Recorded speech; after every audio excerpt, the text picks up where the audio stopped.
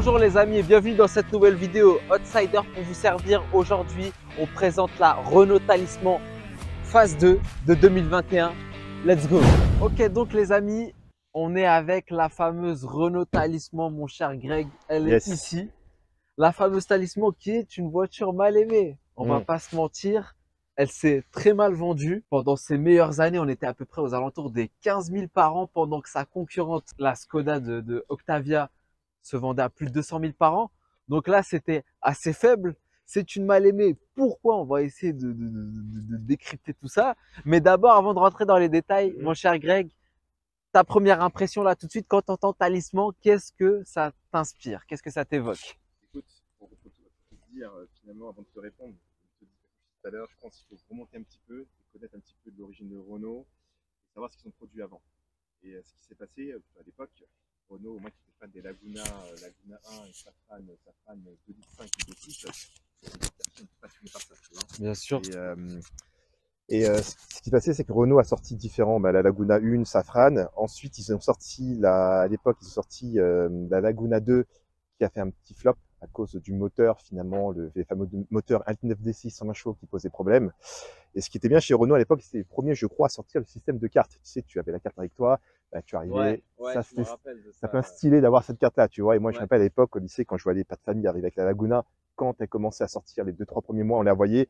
Donc, les gars, on était tous en train de baver dessus, tu vois. Ce qui s'est passé, c'est que finalement, Renault qui voulait attaquer un petit peu les Allemandes, finalement, s'est vite trouvé piégé par finalement ce fameux quelques moteurs qui étaient défaillants. Et pourtant, le côté élégance, le côté confort était présent. Mais Renault, finalement, n'a pas réussi à conquérir finalement, finalement certaines personnes. On rebelote, ils ont sorti la fluence et la latitude. Pareil, c'était un flop. Le physique ne correspondait pas. Il n'y avait rien de charmant sur la voiture, à part, pour moi, le V6 24 soupape qui était intéressant et le 175 chevaux. On en discutera au niveau moteur. Mais pour répondre à ta question, pour moi, je suis conquis par la voiture. Pour moi, à l'époque, j'ai voulu m'acheter la Talisman 2DCi 200 chevaux, la S Edition, pour moi, qui était finalement la puissance et l'élégance avec la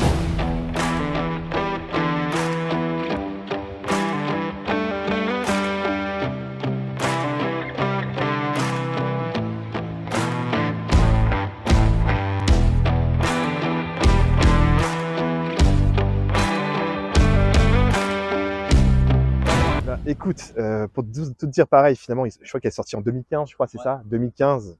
Pareil, ils ont connu quelques petites défaillances au niveau moteur, surtout les 1.6 DCi 160, les biturbo qui avaient quelques problèmes. Alors, en 2019 ou 2020, je crois, ils sont revenus un peu à l'ancienne méthode, les bons 2 DCi, tu sais, les bons moteurs. Ça tombe bien, là on est sur un 2 litres. Bon, c'est très bien. Je pense que Renault a corrigé un peu le tir en se disant, je repars sur des moteurs qui étaient plus fiables. On retrouve sur la Mégane RS 2 DCi 175. Ils ont même pris ce moteur-là sur la Mégane RS 2. Et aujourd'hui, on repris un petit peu les codes sur le 2 DCi pour moi qui est un bon moteur. Alors, je te cache pas, hein, j'ai pas du tout essayé. J'ai failli en prendre une. Et aujourd'hui, on aura l'occasion d'essayer. Bonne énergie. Merci beaucoup. Hein. T'aimes bien route de montagne. T'aimes bien, toi, les routes de montagne. C'était cool, hein. Pas mal, hein. Au début, quand tu m'as tracé, je dormais là, j'étais en mode normal. T'as mis notre sport, c'est bon, t'as pas t'es obligé. Bon, on reprend autour de la voiture. Petite galère de micro. L'autre, il est en train de charger, pas de souci, on va se le passer comme au Quegré. Est-ce que tu partageais ton grec, toi, ou pas? Toujours, comme le Yop. Ah, le Yop, non. Moi, le grec, oui, le Yop, non. Alors, moi, je t'avoue, moi, personnellement, j'ai un petit coup de cœur pour les berlines. Je suis plus berline qu'autre chose. Et je pense que ce qui a participé aussi au fait qu'elle ne soit pas super bien vendue, c'est qu'on était rentré dans la mode du SUV à fond. C'est vrai qu'en termes de praticité, on peut pas tester un break. Le break, tu l'ouvres, tu mets ton frigo, tu mets la machine à laver.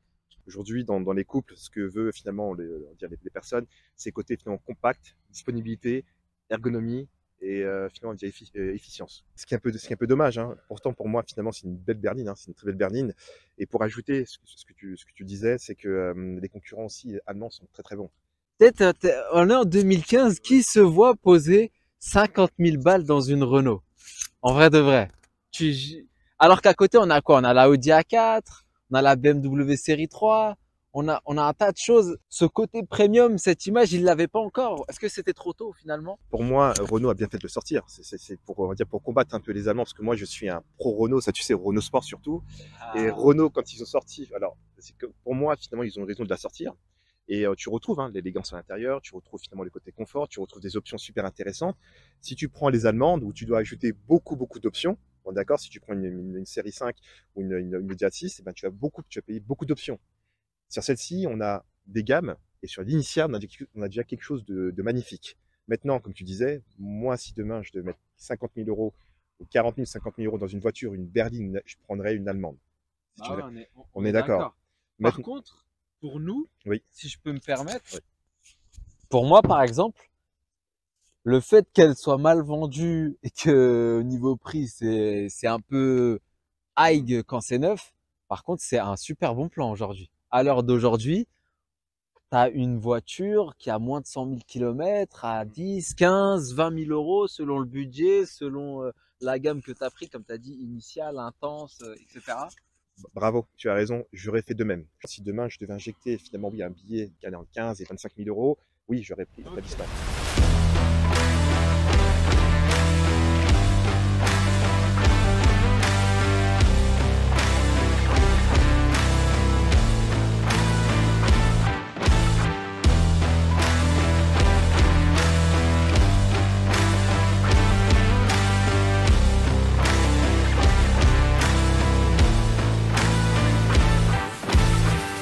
C'est vrai qu'au premier abord, moi, ce que j'aime, hein, encore une fois, c'est l'aspect berline. Et écoutez, c'est la première Renault Tricor depuis un bon moment. Depuis, j'ai peur de dire une bêtise, je crois, depuis la R19, où vraiment on a le côté coffre, habitacle et capot moteur. J'ai checké l'info, c'est la première Renault Tricor depuis la R18. Petite digression de Greg, qu'est-ce que tu voulais nous dire? Écoute, écoute, à l'époque, je roulais, ma première voiture, c'était une R21. Donc finalement, tu avais ce côté 5 portes avec le coffre, similaire finalement un peu à la R21. Et comme je te dis, finalement, j'ai toujours des petits rappels finalement de l'époque, et ça, c'est super intéressant. Et toi qui est jeune, le fait qu'aujourd'hui, finalement, on veut d'instantané, on veut des dynamiques, on veut des choses super finalement, on dire, qui attirent l'œil. Aujourd'hui, pour moi, finalement, cette voiture, elle correspond parfaitement finalement à ce qu'on recherche. Le Et, côté dynamique, le et côté moi, finalement un petit peu buildé, je me permets, oui, à bien sûr. l'avant. Côté arrière aussi, je pense qu'ils ont très bien réussi pour moi à l'arrière et l'avant, d'autant plus que c'est une belle phase 2. Honnêtement, la Ouais. phase 2, ils ont très bien, elle est très bien réussie. Alors Greg, moi ce que j'aime aussi dans la Talisman, c'est que c'est son petit côté officiel. Écoute, tu as bien cité, on a les stars, on a le côté présidentiel, les ministres, et tu as raison, quand on rentre dans ce type de véhicule-là, bien avec la couleur noire étoilée, et quand tu rentres à l'intérieur, tu te prends pour, je me permets, hein, je me prends pour un gars, un ministre, Bah tu vois, oui, c'est le c'est une mode réalité, Sarko, tu exactement. vois. Il y a cet aspect-là où voilà, tu rentres, monsieur, après vous, Oui, exactement, tu te poses, tu te cales. Donc complètement. c'est top. Alors on va commencer par l'avant, Greg. Oui, On va dis-moi. commencer par l'avant. Elle est agressive quand même, hein. L'avant est agressive. Écoute, on te voit arriver avec. Tu Ouais. vois, on te voit arriver. Ce côté finalement, ils ont très bien fait le côté phare avec ces phares Big Xenon. Côté finalement, tu vois, un peu chromé, ça donne l'élégance à la voiture. Je sais que sur certaines gammes de voitures, moi je suis fan des calandres, on appelle ça noir. Mhm. Aujourd'hui, le fait qu'on met ces côtés chromés, c'est pour donner un côté finalement luxueux à la voiture. Aujourd'hui, je vois sur certains véhicules allemands ou même français, hein, même sur les Mégane RS, tu verras, bah, on met de la calandre noire pour donner encore un côté agressif à la voiture. Tu vois, mais aujourd'hui, pour moi, finalement, tu as vraiment le Franchement, côté. ça a une belle finition. Et puis même quand je vois Oui, ces bas de caisse, je sais pas comment je pourrais Ouais, bah, écoute, ils vous ont voulu donner un petit côté agressif à la voiture, à la fois le côté luxueux, une conjugaison, je dirais, luxe et sport. Et pour moi, ils ont bien réussi. D'autant plus, et pour ajouter ce côté, tu vois, phare qui finalement, on va dire, un peu comme une sorte la signature. la signature. Elle est Exactement. top, hein. Elle est Franchement, top. elle est top. Et puis regarde, Exactement. tu vois le capot là, Oui. ça j'aime bien moi. Alors, c'est une dynamique. On s'arrête un petit peu sur Oui. le logo ou pas? Il est Alors, pas creux. Je sais qu'il y a de la techno là-dedans. Il y a alors, le régulateur adaptatif. excellent. Il est intégré là-dedans. Ok. Donc la voiture, par exemple, tu te lances à 100. Oui. Dès qu'il y a un véhicule devant, elle va ralentir. D'accord. Elle va descendre progressivement, Ok. 90, 80 selon D'accord. elle s'adapte à l'allure. Donc l'élément est dans le logo, c'est ça? Ouais, Coché à ouais, le ouais, logo. ouais, Ok. ouais. Ah, c'est très bien. Il est là-dedans, il y a un détecteur. Excellent, c'est très bien. T'as vu, hein, même le côté, moi j'aime bien là, comment ça ressort, hein. Comment l'aile elle ressort. Encore une fois, on retrouve un peu la signature du côté chromé pour donner encore ce côté luxe. Et le fait qu'il y a ces vitres teintées là, c'est encore une profondeur finalement à la voiture. Et franchement, c'est plutôt pas mal. Honnêtement, Alors les jantes, là on est sur quoi, Greg? Je me suis pas briefé là-dessus. Ah, je regarde avec toi. On est au pneu 18, mais en tout cas, ça reste des jantes très jolies. On a l'impression que c'est du biton. On a du côté alu, je crois, c'est ça. Ouais. Avec un petit côté, finalement, je sais pas si c'est du gris ou du bleu. Oh, non, du gris, voilà, un petit gris qu'on a. En tout cas, ce côté biton donne une belle, finalement, une belle Finition. belle finition et d'élégance à la voiture. Après on a l'arrière. On a un coffre assez balèze, hein. On a 600 litres dans le coffre. On peut mettre plusieurs personnes dedans. Donc, Ouais, on peut mettre plusieurs cadavres s'il faut. Après, il y a toujours ces petites critiques concernant le découpage du coffre. Donc c'est vrai que en niveau ergonomie, il y a mieux. Franchement, il y a mieux.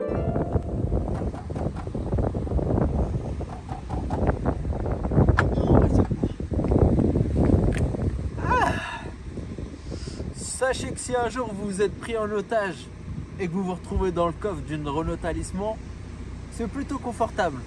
Bon, il peut y avoir quelques à-coups, mais dans ce cas-là, à vous de demander à votre ravisseur d'avoir une conduite un peu plus souple. Ils ont très bien, ils ont bien réussi. À l'arrière aussi, encore une fois. Tu sais, tu retrouves, moi j'aime bien ce côté finalement toujours alu qu'on retrouve.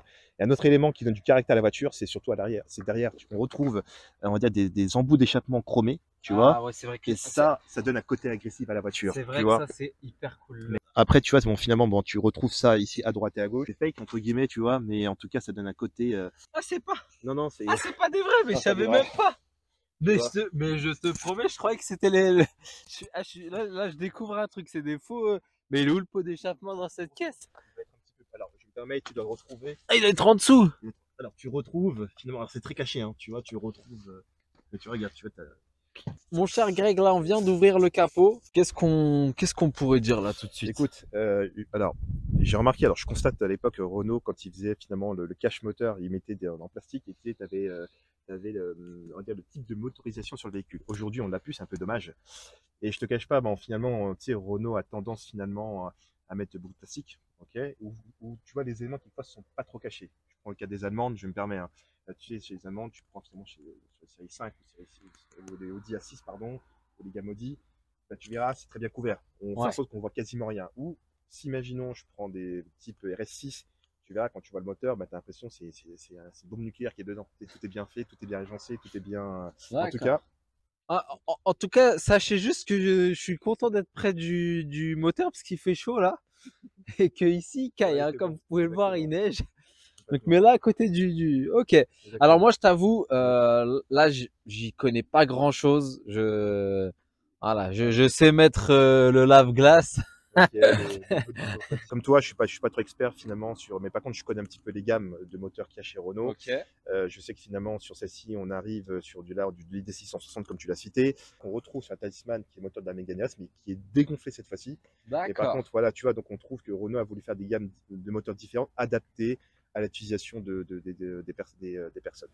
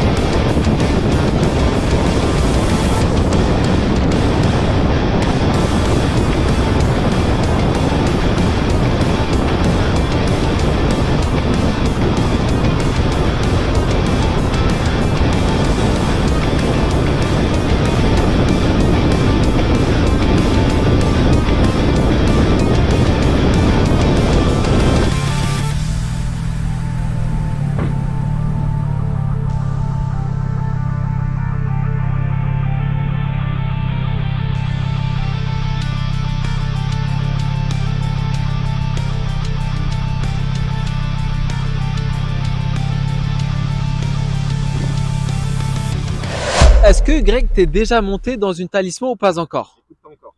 Pas encore. Donc là, c'est ta première. C'est ma première. Ce qui est intéressant, on est sur la phase 2, on est sur la gamme, je crois, intense. On a la gamme Ouais. intense. Et ce qui est bien, ce que moi j'adhère maintenant, c'est le côté un peu, on va dire, alors je dirais ça, le côté e-cockpit. On Ouais. a la nouvelle, et par rapport à la phase 1, je pense que ça change complètement le caractère de la voiture. Et ça, je pense que Renault a bien fait de changer ce côté. Il y a plus de visibilité, pardon. On voit mieux, c'est plus éclairé. Et honnêtement, ça donne beaucoup de charme à la voiture. Et moi, j'adhère sur ce truc-là. Je te mets un deuxième petit point positif. En soi, c'est pas une voiture sportive, hein, on peut dire la Talisman. Comme tu as dit, sa fonction primaire, je me permets, c'est de te ramener d'un point A à un point B dans un confort, on va dire, exceptionnel pour moi. Et finalement avec quelques options très intéressantes. Alors, je me permets, hein, je vois tout de suite, ce qui est intéressant aussi, c'est le côté, tu vois, cette petite tablette-là. Et je pense aussi qu'ils se sont améliorés sur cette tablette-là. À l'époque, sur les anciennes tablettes, je pense qu'il y a quelques soucis. Renault, encore une fois, s'est amélioré sur ça. Et ça donne, pour moi, le fait d'avoir ce côté digital bien élaboré, plus cette petite tablette-là, ça donne vraiment beaucoup de charme à la voiture. On est content d'avoir un type de véhicule comme ça.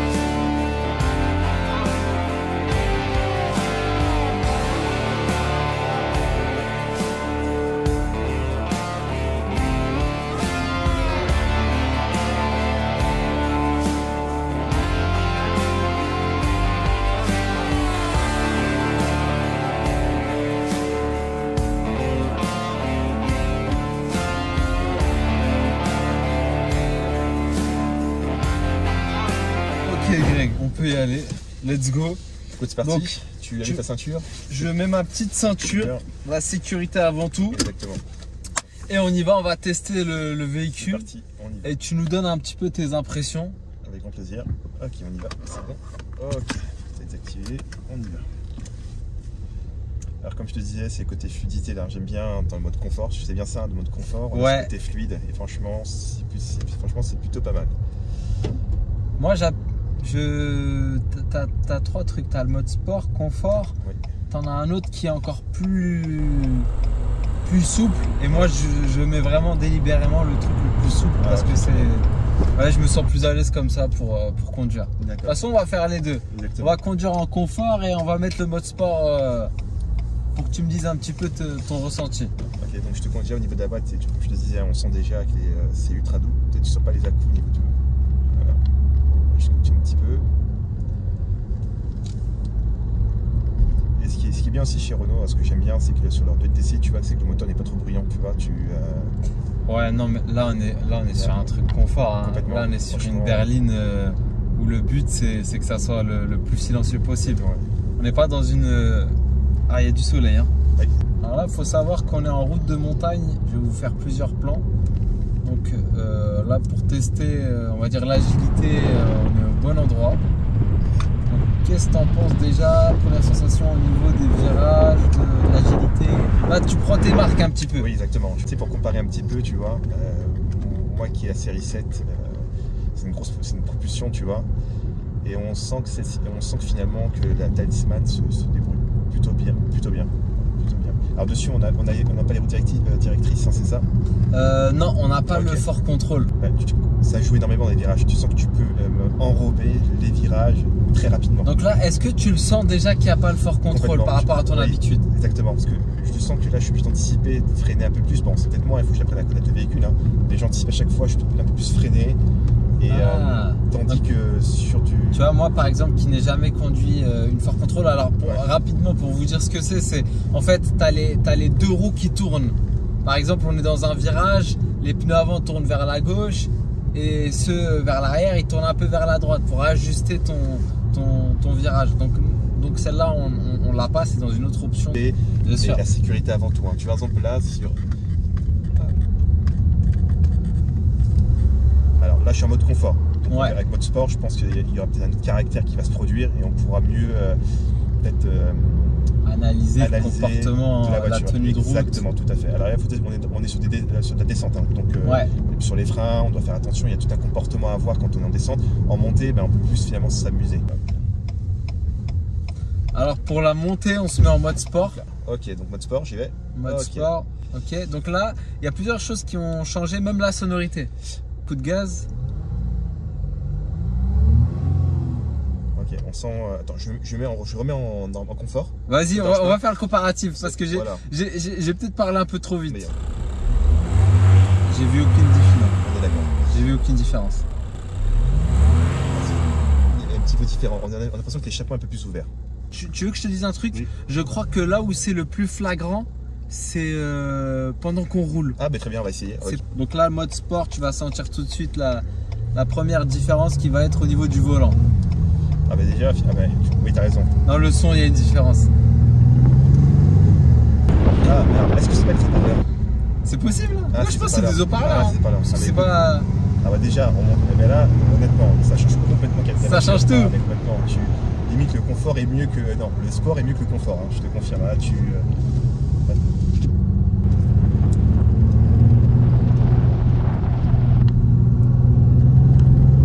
Ah oui, je confirme, hein, ça change complètement. Ça change tout, hein. Oui. Tu sens que la direction déjà est plus dure. Et c'est vraiment un petit côté sécuritaire quand tu attaques les virages. Tu vois, t'as peur de bien sûr. prendre. C'est ce qu'on disait tout à l'heure, hein, tu sais, quand c'est très fluide, tu attaques des virages rapidement, tu as l'impression que tu n'as pas la maîtrise de la voiture, entre guillemets. Et là, avec le confort, tu sens que finalement, tu peux y aller dans les virages et tu n'as pas peur d'attaquer. Et puis même il y a un peu plus, comment je pourrais dire ça, d'explosivité là. Exactement. Au niveau de l'accélération, là, si Exactement. t'envoies un petit peu, ça se passe comment?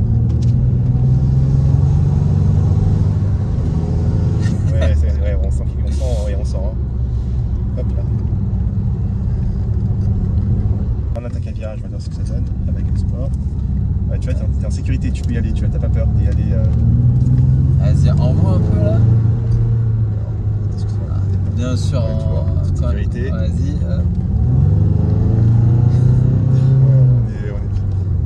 Tu vois, hop. Toi, tu vas attaquer plus fort que moi, ça je sais. Greg qui envoie la talisman en enfer. Ouais, Aberrant la famille.